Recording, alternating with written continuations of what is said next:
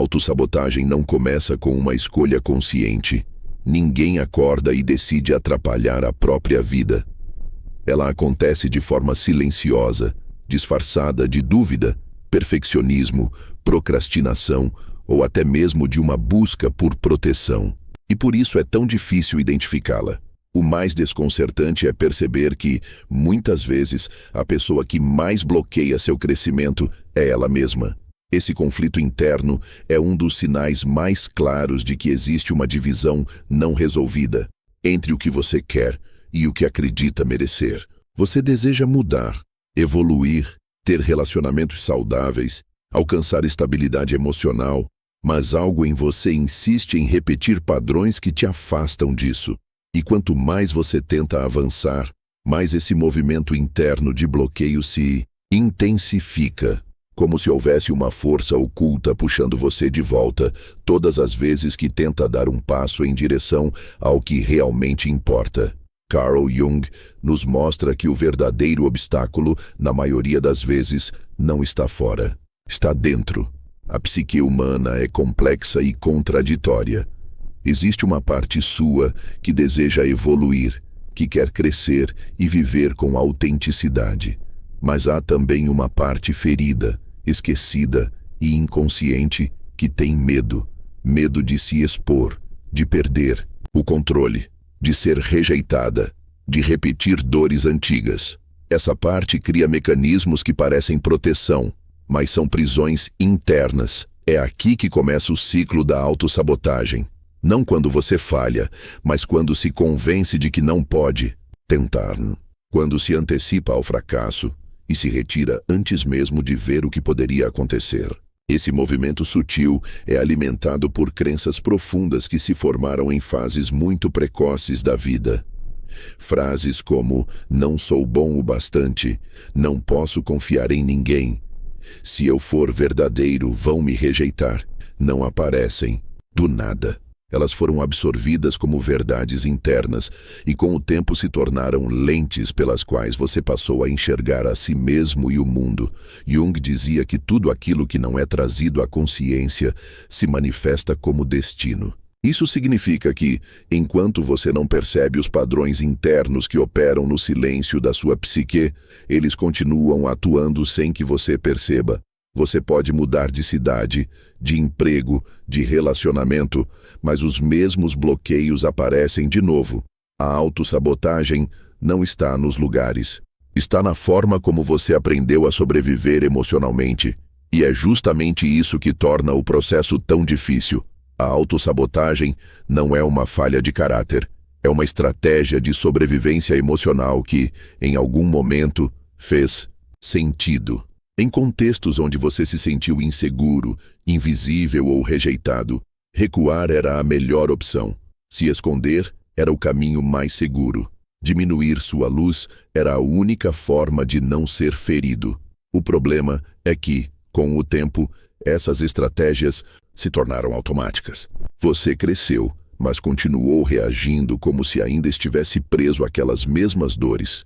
É por isso que, muitas vezes, mesmo quando tudo está indo bem, você sente um desconforto inexplicável, como se algo dentro de você não confiasse na própria felicidade, como se, a qualquer momento, tudo pudesse desmoronar. E por não saber lidar com essa tensão, você provoca o desmoronamento antes que ele aconteça. Termina um relacionamento saudável, desiste de uma oportunidade promissora, cria um conflito onde havia harmonia. E tudo isso acontece de forma tão sutil que, à primeira vista, parece que o problema está sempre fora, mas não está. A autossabotagem é o resultado de um conflito não resolvido entre o seu desejo de crescer e o seu medo de se ferir de novo. E esse medo não desaparece com frases motivacionais, nem com esforço racional.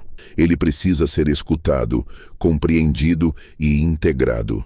Enquanto você lutar contra ele, estará lutando contra partes de si mesmo. Jung chamava esse processo de integração da sombra. Reconhecer e acolher as partes que você aprendeu a rejeitar.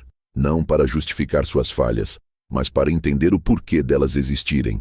Quando você começa a se tornar consciente desses Mecanismos percebe que não se trata apenas de força de vontade. Trata-se de cura. A autossabotagem não desaparece com esforço. Ela cede com consciência. E essa consciência não surge da noite para o dia. Ela se constrói aos poucos, a partir do momento em que você começa a olhar com mais compaixão para a sua própria história. Essa mudança de olhar transforma tudo, porque pela primeira vez você para de lutar contra si mesmo e começa a caminhar ao lado de quem você é. E é nesse ponto que o ciclo da autossabotagem começa a perder força. Não porque você se torna perfeito, mas porque aprende a se escutar de verdade. A dor que antes te paralisava, agora te mostra onde precisa cuidar. A insegurança que antes te impedia de agir, agora revela uma ferida que precisa de atenção, não de julgamento. Tudo começa nesse ponto, quando você reconhece que o maior obstáculo não é o mundo lá fora, mas o silêncio não escutado que existe dentro de você. A maioria das pessoas que se veem repetindo os mesmos padrões de autossabotagem não consegue identificar de onde esses comportamentos vêm. E é justamente essa invisibilidade que os torna tão poderosos. Enquanto não entendemos o que está nos controlando, seguimos sendo dominados por impulsos que não escolhemos conscientemente. Carl Jung afirmava que o que não se torna consciente se manifesta em nossa vida como destino. Isso significa que o que não enxergamos em nós mesmos acaba governando silenciosamente nossas decisões, nossos relacionamentos e até mesmo a forma como nos vemos. Por trás da autossabotagem existe uma raiz emocional muito mais profunda do que a maioria imagina. E essa raiz, quase sempre, está ligada ao medo. Não um medo simples, passageiro, mas um medo estrutural, que se formou na infância e moldou toda a forma como nos relacionamos com o mundo. O medo de ser rejeitado, o medo de falhar, o medo de não ser suficiente, o medo de repetir uma dor antiga. Esses medos são introjetados com tanta força que deixam de ser percebidos como medos, passam a ser vistos como verdades absolutas. Uma pessoa que aprendeu desde cedo que precisava ser perfeita para ser amada, dificilmente conseguirá se permitir errar sem se punir. Alguém que foi ignorado emocionalmente pode crescer acreditando que precisa se anular para manter os outros por perto. Esses medos se disfarçam de exigências internas, de rigidez, de controle, mas por trás está sempre o mesmo sentimento: a tentativa de evitar uma dor já conhecida. Por isso a autossabotagem é, muitas vezes, uma forma distorcida de proteção. O medo assume o controle e convence a psique de que é mais seguro recuar do que se arriscar, mais seguro manter o que é familiar do que buscar algo novo, mesmo que esse novo seja exatamente aquilo que mais se deseja. A questão é que esse sistema de defesa não foi construído por escolha racional. Ele foi criado a partir de experiências. E essas experiências, muitas delas traumáticas ou marcadas pela ausência emocional, deixaram registros profundos na mente inconsciente. Assim, sempre que algo ameaça tocar essas feridas, o medo reage antes da consciência. E a reação se manifesta de forma automática, sabotando vínculos, destruindo oportunidades, reforçando crenças de que nada vai dar certo. E quanto mais isso acontece, mais a pessoa reforça a ideia de que o problema está nela, como se estivesse quebrada por dentro. Mas não está quebrada. Está tentando sobreviver à dor que não soube nomear. Jung acreditava que o processo de cura começa quando deixamos de fugir da nossa sombra e começamos a escutá-la. E a sombra, nesse caso, é composta por todos esses medos que foram reprimidos e que agora agem no subterrâneo da consciência. O que assusta não é o medo em si, mas o fato de ele estar escondido. A cura só pode começar quando você tem coragem de olhar para o que tem evitado por tanto tempo. As memórias que ainda doem, os sentimentos que foram negados, as histórias que você contou a si mesmo para tentar sobreviver. É nesse momento que a autossabotagem começa a perder o poder. Não porque você elimina o medo, mas porque começa a reconhecer de onde ele vem. E quando você entende que não é o medo que precisa te guiar, mas a consciência que pode te conduzir, algo muda por dentro. Você já não reage da mesma forma, já não se pune tanto por sentir, já não se abandona sempre que as coisas ficam difíceis. Esse movimento interno é silencioso, mas profundo. É ele que permite que você comece a se libertar da compulsão de repetir os mesmos ciclos. A autossabotagem não é um defeito de personalidade. É uma consequência de uma história que não foi escutada. E enquanto essa história não for trazida à luz, o medo continuará decidindo por você. Só que o medo não sabe escolher o que é melhor. Ele só sabe manter você seguro. Mesmo que esse seguro signifique viver pela metade. Quando você se propõe a ir além da superfície e começa a reconhecer essas raízes invisíveis, uma nova percepção nasce. Você passa a perceber que a luta contra si mesmo sempre teve uma razão. E ao invés de continuar se julgando, você começa a se escutar. Nesse espaço, o medo já não precisa mais ser o condutor. Ele pode continuar existindo, mas já não tem o mesmo poder. A consciência começa a assumir o lugar que é seu por direito. E é nesse ponto que os padrões começam finalmente a se transformar. Mesmo quando uma pessoa se propõe a mudar, a sair do ciclo da autossabotagem, algo dentro dela parece puxá-la de volta para o mesmo lugar. Ela até tenta dar passos novos, começa um processo, se anima por um tempo, mas quando menos espera, já está de novo no mesmo padrão, nos mesmos comportamentos, sentindo os mesmos vazios. Carl Jung nos alertava que a psique humana é profundamente influenciada por padrões inconscientes que se repetem como uma espécie de roteiro oculto, e enquanto esse roteiro não for trazido à consciência, ele continuará se manifestando como destino. O mecanismo da repetição não é um erro, ele é uma tentativa inconsciente de cura.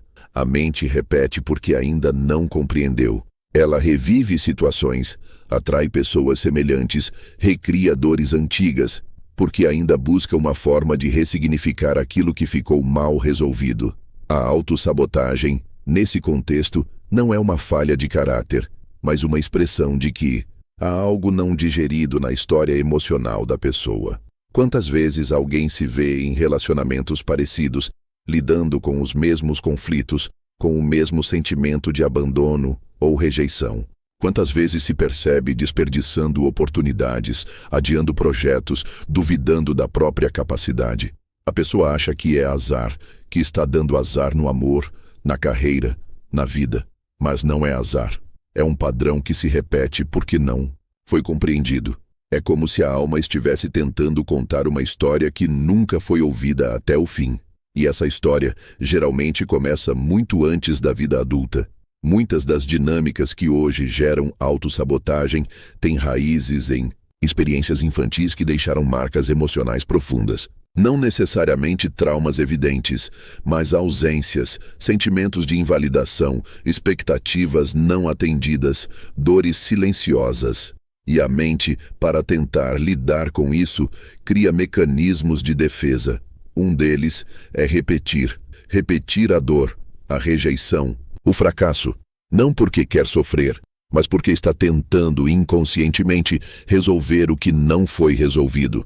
Jung dizia que o inconsciente busca a integração, e isso significa que ele vai insistir nos mesmos temas até que eles sejam enfrentados de forma consciente. O problema é que, na maior parte do tempo, a pessoa tenta resolver as repetições externas sem olhar para as origens internas. Ela muda de emprego, termina relacionamentos, começa novos projetos, mas sem escutar o que o padrão está tentando revelar. E por isso, tudo se repete. A saída não está na tentativa de controlar o mundo externo, mas em mergulhar no próprio interior, com honestidade. Observar quais sentimentos emergem sempre nos mesmos momentos. Quais são as crenças que se ativam quando algo dá errado.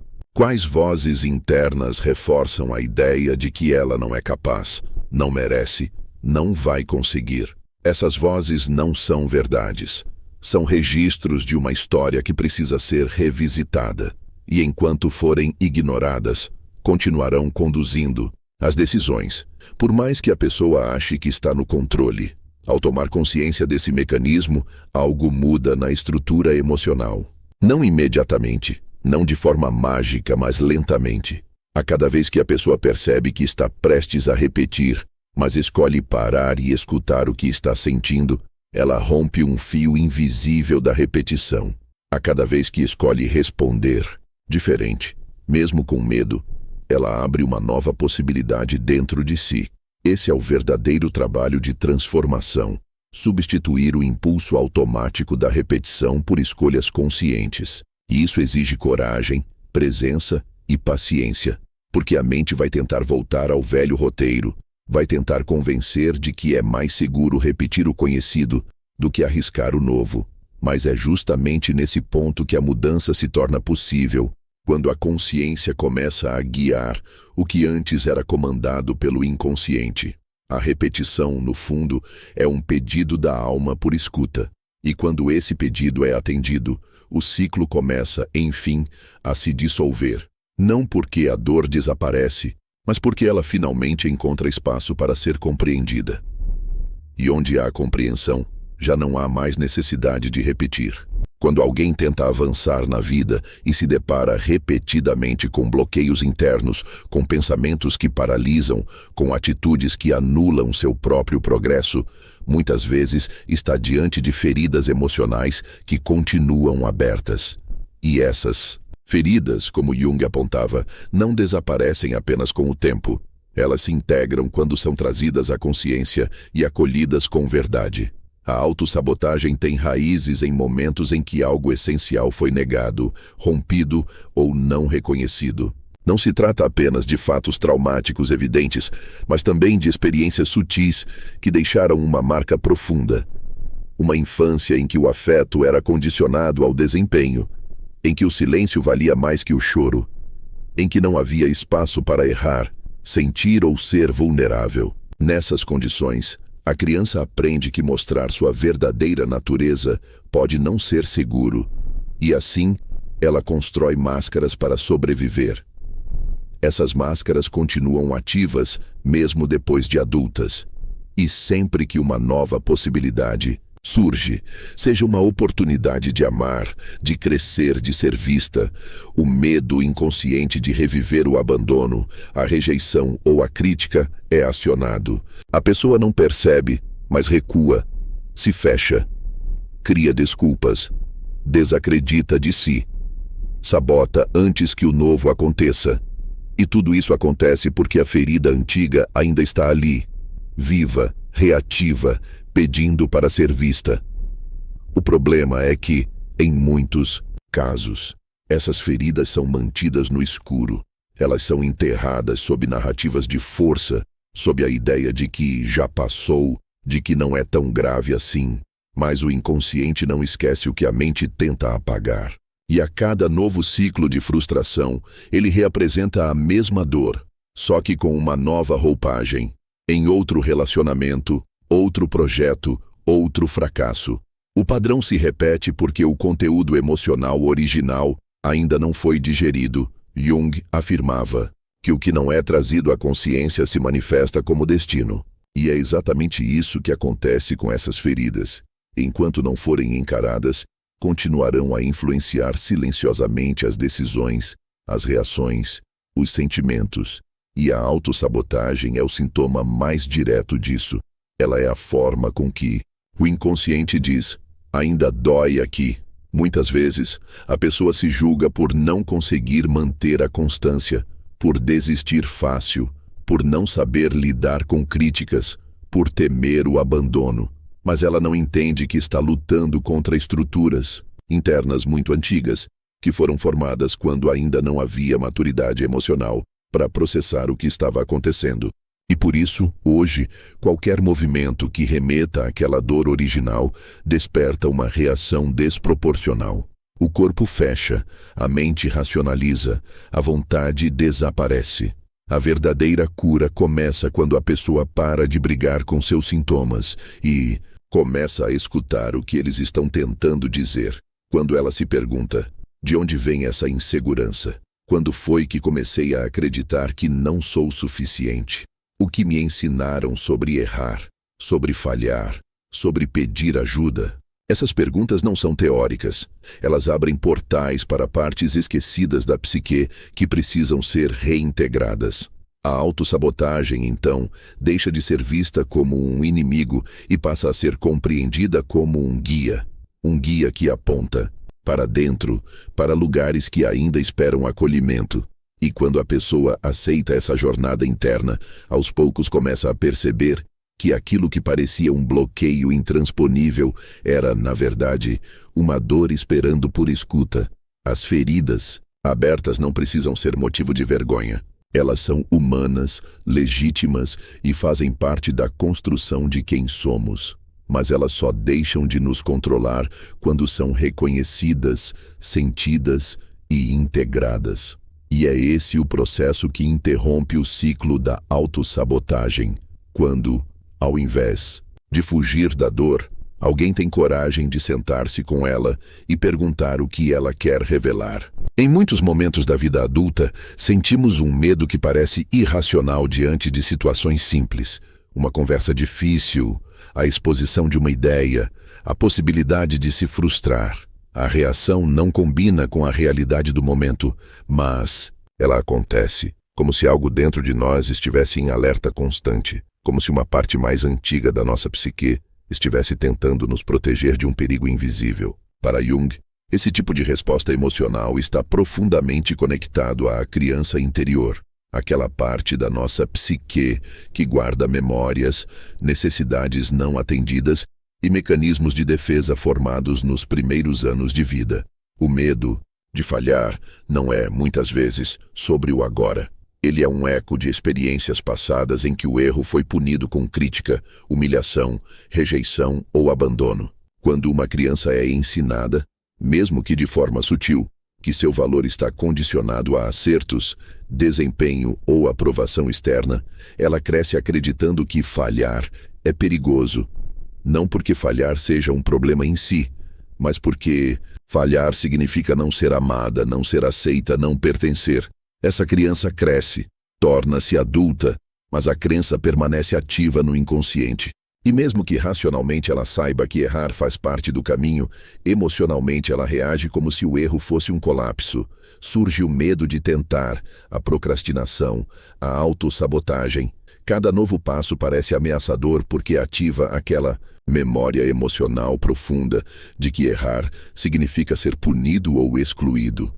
A voz do medo, nesses momentos, não é a do adulto maduro e consciente. É a voz da criança que aprendeu a se esconder, a se calar, a não se arriscar. E essa voz, silenciosa e persistente, começa a ditar as decisões da vida adulta. A pessoa deixa de buscar oportunidades, evita relacionamentos mais profundos, não se posiciona. E o pior, acredita que isso é parte da sua personalidade, quando na verdade é uma adaptação emocional à dor do passado. Jung nos lembra que essa criança interior não desaparece com o tempo. Ela permanece viva dentro de cada um de nós, influenciando nossas escolhas, relacionamentos e reações. E enquanto não a ouvimos, enquanto não a acolhemos, ela continua tentando se proteger da mesma dor, mesmo quando o contexto já é outro. O medo de falhar, nesse sentido, não é um defeito a ser eliminado, mas um sinal de que algo dentro de nós ainda precisa ser cuidado. A cura não acontece por meio da repressão desse medo, nem pela tentativa de silenciá-lo com frases de motivação ou cobrança. A cura começa quando reconhecemos a origem dessa emoção e criamos espaço interno para escutar o que ela tem a dizer. Quando um adulto volta seu olhar com compaixão para sua criança interior, ele deixa de exigir perfeição e começa a oferecer segurança. E é essa segurança interna que permite, pouco a pouco, que novos passos sejam dados sem que o medo paralise. Essa escuta não é algo que se faz uma única vez, é uma prática. Toda vez que sentimos que estamos nos sabotando, nos retraindo, nos punindo, podemos nos perguntar: quem dentro de mim está com medo agora? O que essa parte está tentando evitar? o que ela ainda precisa ouvir para se sentir segura. Ao fazer isso, começamos a dissolver a distância entre o adulto e a criança que fomos. E essa reconexão tem um efeito transformador. O medo de falhar continua existindo, mas ele deixa de comandar.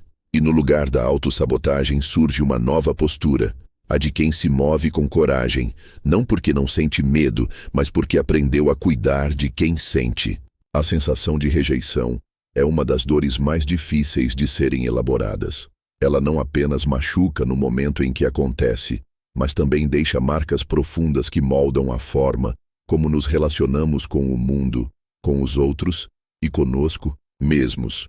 Para Jung, experiências dolorosas que não são integradas à consciência permanecem ativas no inconsciente, influenciando nossas decisões, comportamentos e sentimentos de forma invisível, mas determinante.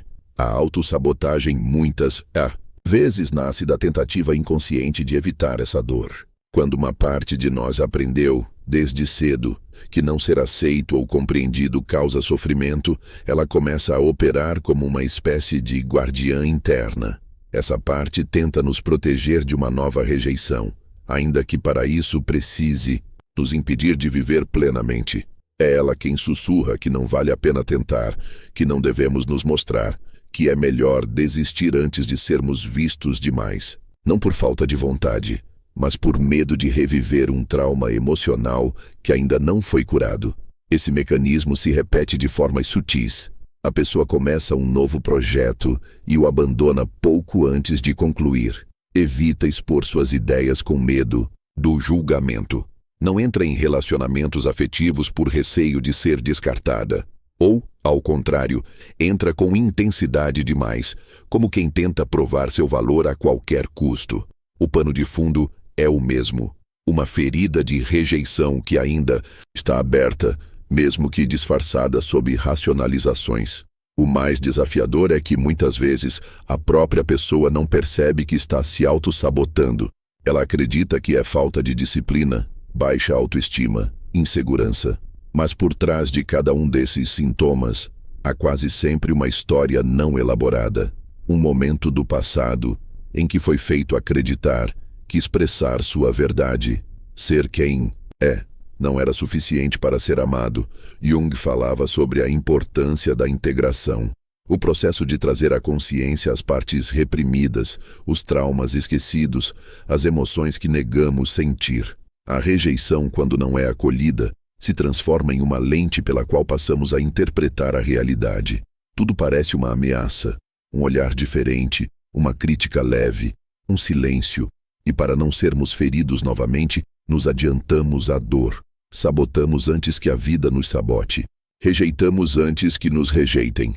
Mas essa tentativa de controle tem um preço. Aos poucos, a pessoa se desconecta de seus próprios desejos. Passa a viver em função do medo e não da verdade. Evita riscos, mas também evita o que poderia ser significativo. E o ciclo se repete. Quanto mais se sabota, mais se sente inadequada. E quanto mais se sente inadequada, mais acredita que não merece aquilo que deseja. Romper esse ciclo exige coragem, mas também exige gentileza. Não é uma guerra contra si mesmo, mas um reencontro com partes que foram feridas e ficaram congeladas no tempo. A cura começa quando deixamos de lutar contra essas partes e passamos a escutá-las. Quando perguntamos a nós mesmos, o que essa rejeição despertou em mim? De onde vem esse medo de ser excluído? Em que momento aprendi que não era seguro me mostrar? Essas perguntas abrem caminhos, e aos poucos, o que antes era um gatilho automático começa a se dissolver.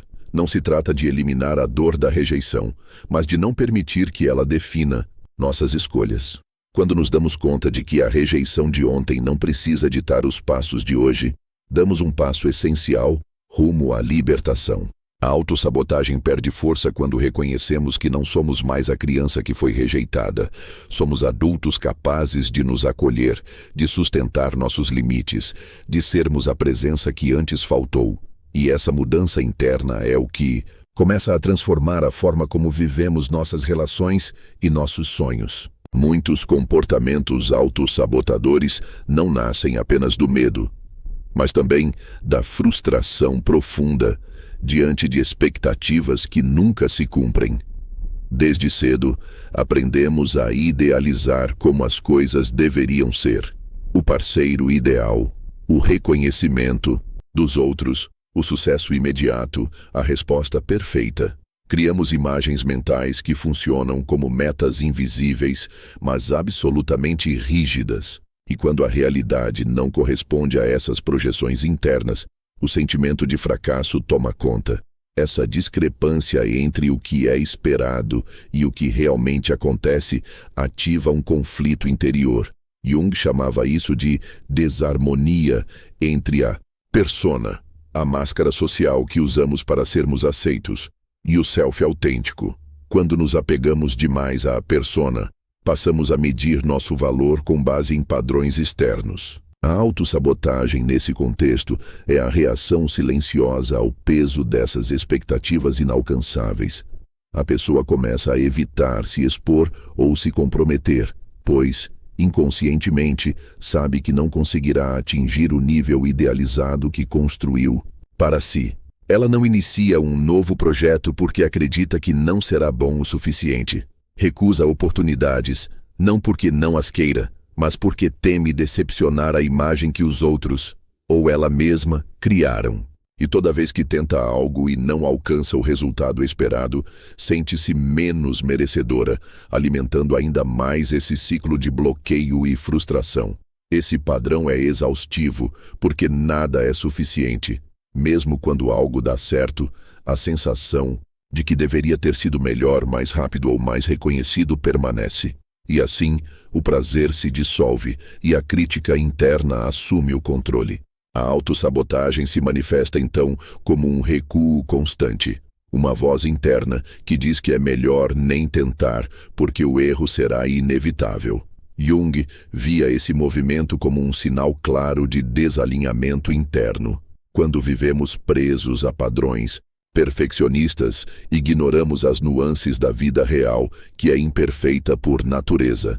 A cura desse padrão passa por um processo de reeducação emocional, onde aprendemos a diferenciar o que é desejo legítimo daquilo que é imposição do ego. Quando essa clareza começa a surgir, notamos que muitas das metas que nos paralisavam não eram nossas. Eram reflexos do que esperávamos que os outros pensassem sobre nós.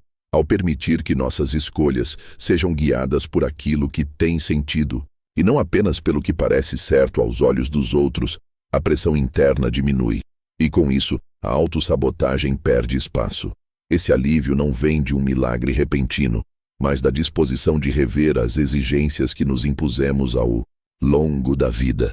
É nesse ponto que a transformação se torna possível, quando trocamos a cobrança constante por um olhar mais honesto e realista sobre quem somos, sobre o que queremos e sobre o que estamos prontos para construir. A autossabotagem não se limita apenas ao medo de falhar ou de ser julgado.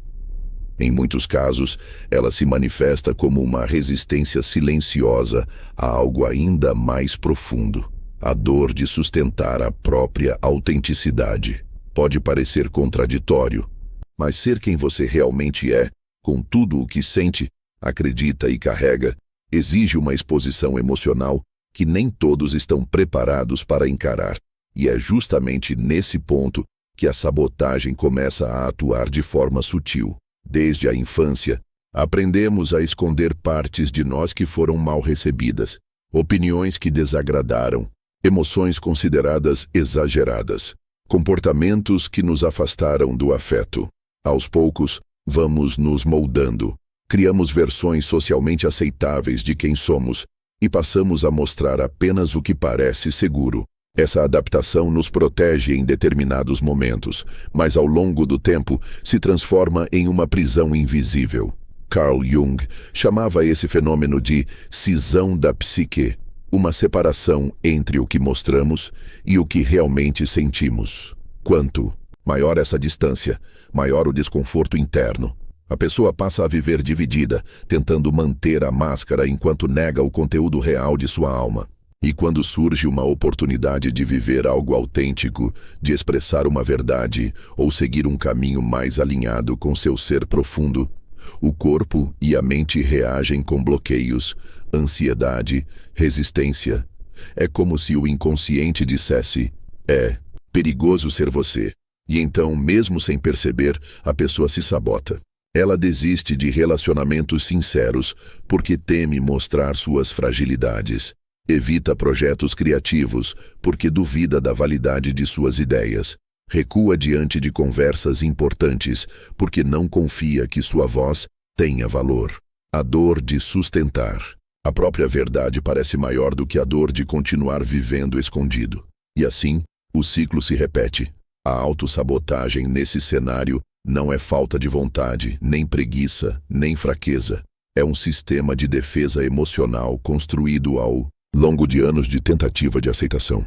Ela protege o indivíduo da rejeição, do julgamento, da vergonha, mas ao mesmo tempo o afasta de tudo o que é significativo.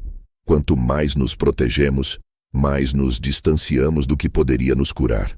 Porque só há transformação quando o que está reprimido ganha espaço para ser vivido. O grande desafio está em sustentar o desconforto inicial de ser autêntico.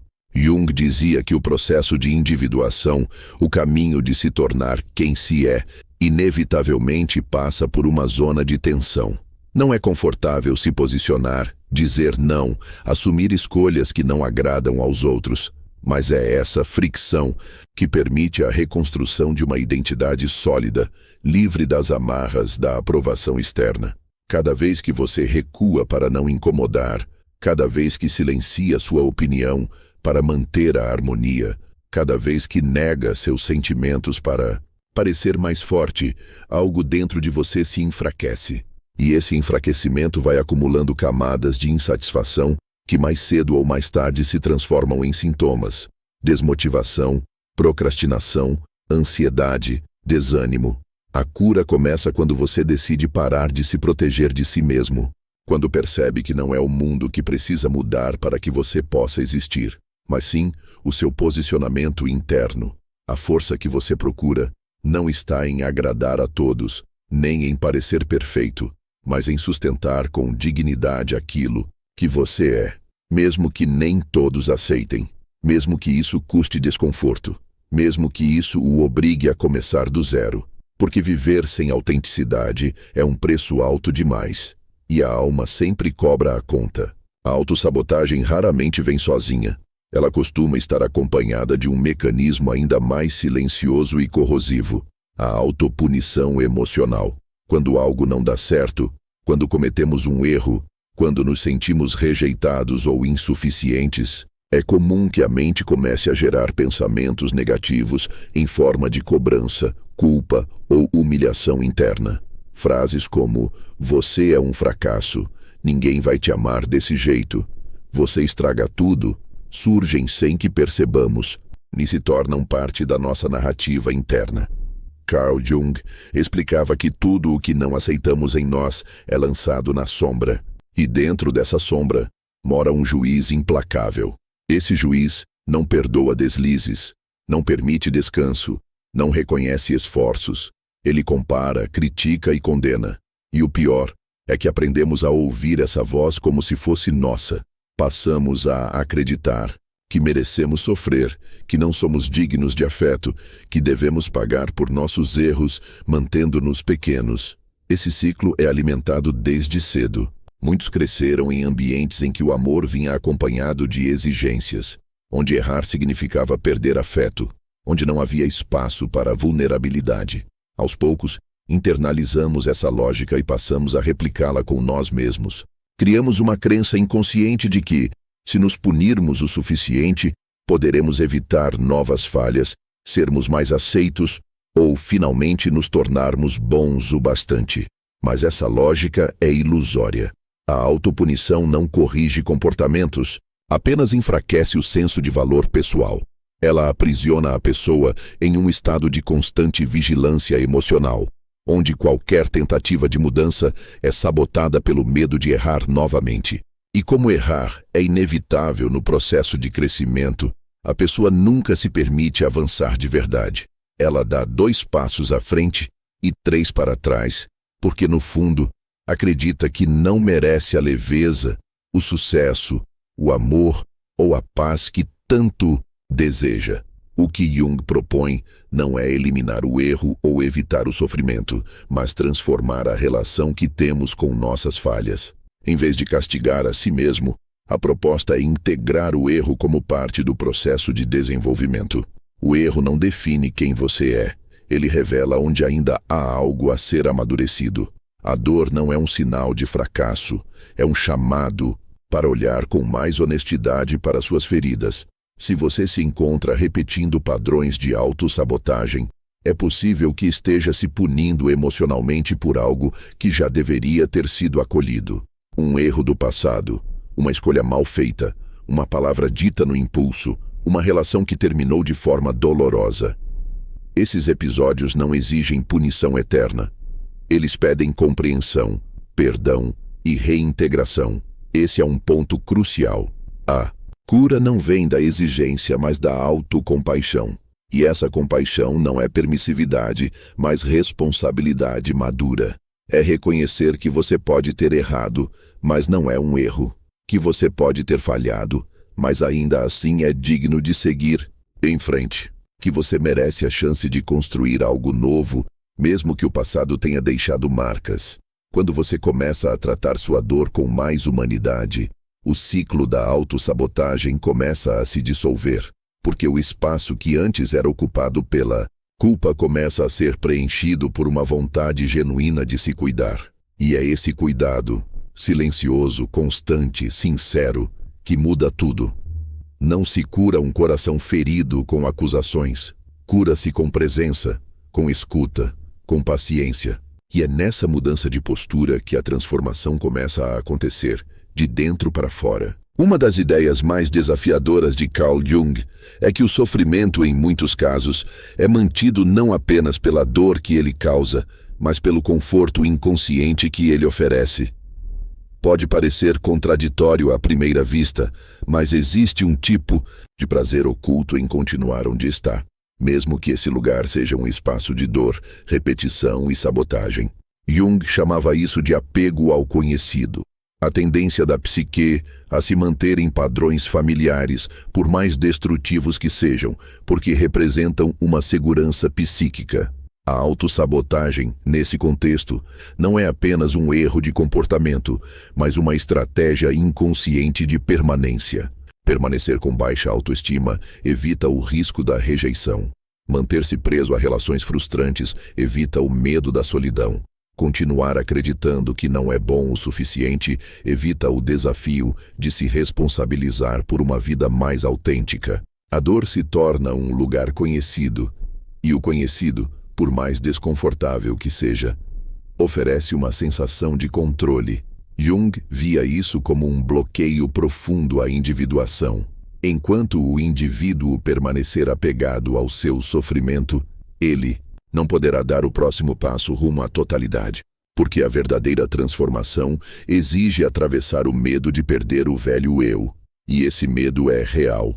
A ideia de deixar para trás uma identidade moldada pela dor pode gerar ansiedade, angústia, até pânico. Mesmo o sofrimento mais cruel pode parecer preferível à incerteza do novo. É por isso que a mudança raramente começa com grandes decisões externas. Ela começa quando você começa a se perguntar com sinceridade o que está ganhando ao permanecer nesse lugar. Que parte de você sente uma estranha segurança na dor? Que benefício emocional está sendo mantido através da autoparalisia? Essas perguntas não têm respostas imediatas, mas são chaves que abrem portas internas, porque mostram que, muitas vezes, o que parece resistência à mudança é, na verdade, uma tentativa de se proteger da dor que pode surgir com ela. Há também o fator de identidade. Quando você se identifica com suas feridas por tempo demais, começa a acreditar que elas são você. A autossabotagem vira estilo de vida, a ansiedade vira personalidade, o medo vira justificativa. Sair desse ciclo exige uma separação. Você não é o que viveu. Você é quem sobreviveu ao que viveu. E pode se transformar além disso, mesmo que hoje ainda não saiba como. O desconforto da mudança é real, mas também é real a estagnação de uma vida construída em torno da autoproteção. Às vezes, o que paralisa não é a dor, mas o medo de deixar de ser quem você sempre foi para descobrir quem você pode se tornar. A autossabotagem se alimenta disso, da sensação de que já é tarde demais, de que mudar exige algo que você não tem, de que a dor atual é o preço de uma estabilidade que você não se sente pronto para abrir mão. Mas nenhum crescimento acontece sem risco. E o maior risco de todos não é tentar e falhar, é nunca se dar a chance de ver o que poderia acontecer se você saísse do lugar.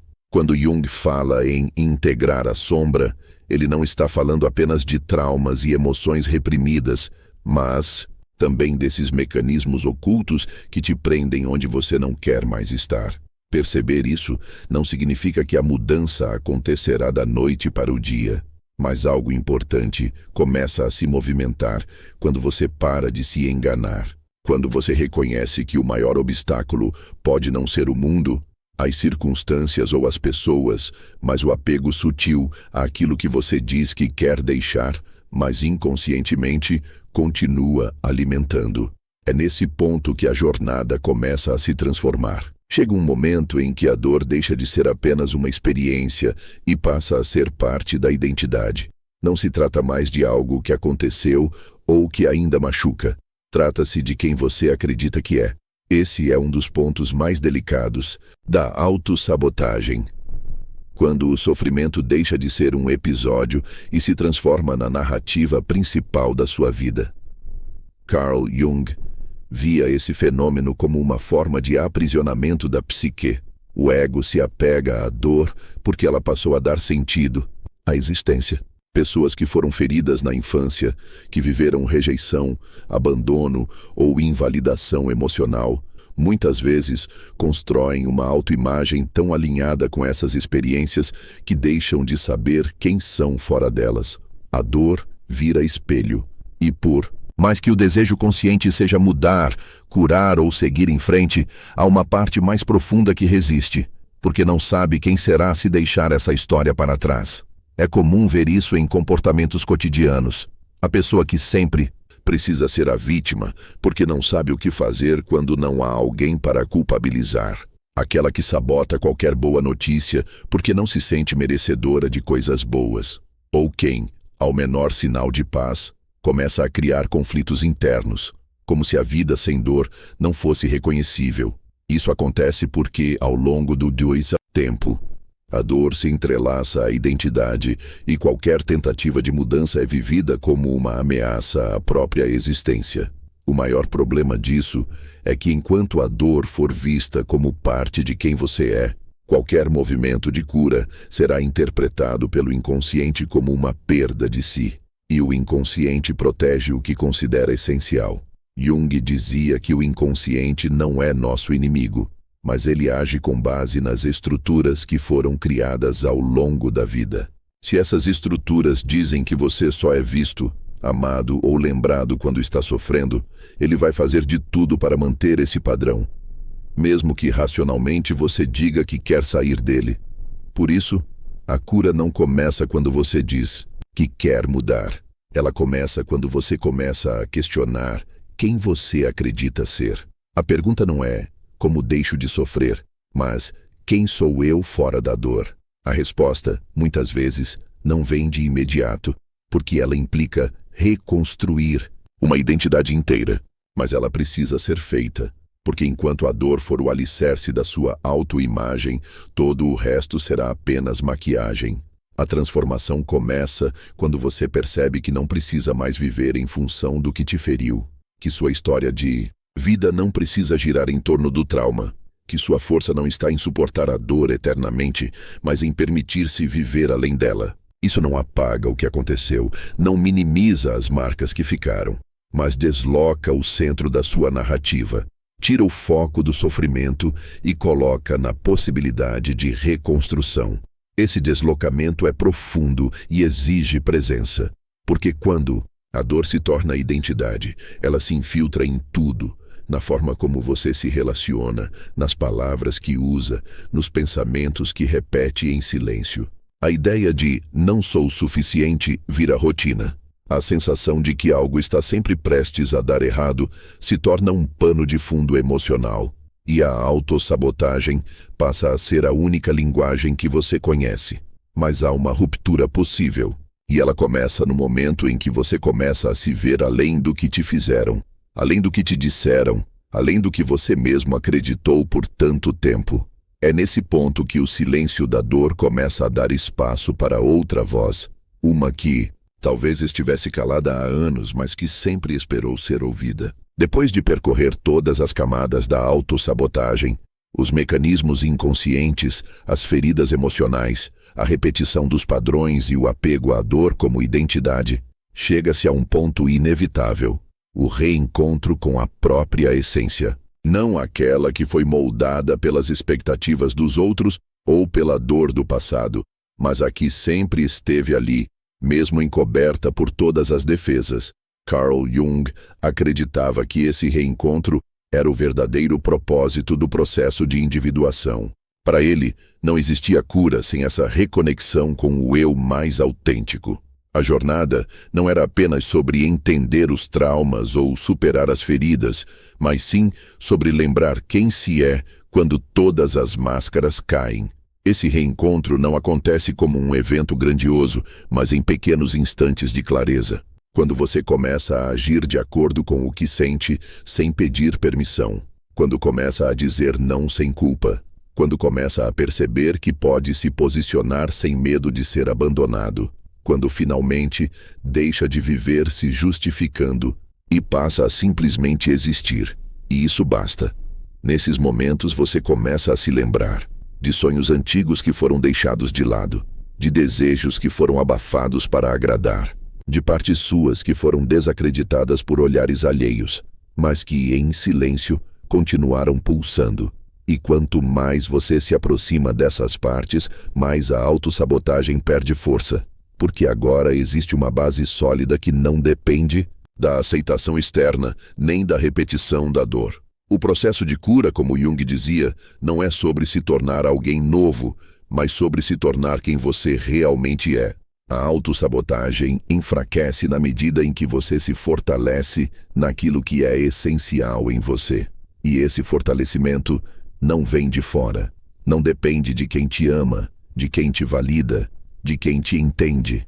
Ele começa no momento em que você se olha no espelho e pela primeira vez decide ser leal a si mesmo. A partir daí, o medo ainda pode aparecer, as dúvidas ainda podem surgir, mas algo fundamental muda. Você para de fugir de si. E quando isso acontece, nenhuma voz externa tem mais poder sobre o seu caminho. A dor deixa de comandar suas escolhas. O passado deixa de ser prisão. E a autossabotagem perde o lugar que ocupava. O reencontro com quem você sempre foi não é o fim da jornada, é o ponto de virada. A partir dele, tudo o que você constrói vem de um lugar de verdade, não de compensação, nem de carência, nem de medo. E é isso que transforma a vida de dentro para fora, não como mágica, mas como consequência natural de quem decidiu, enfim, voltar para casa.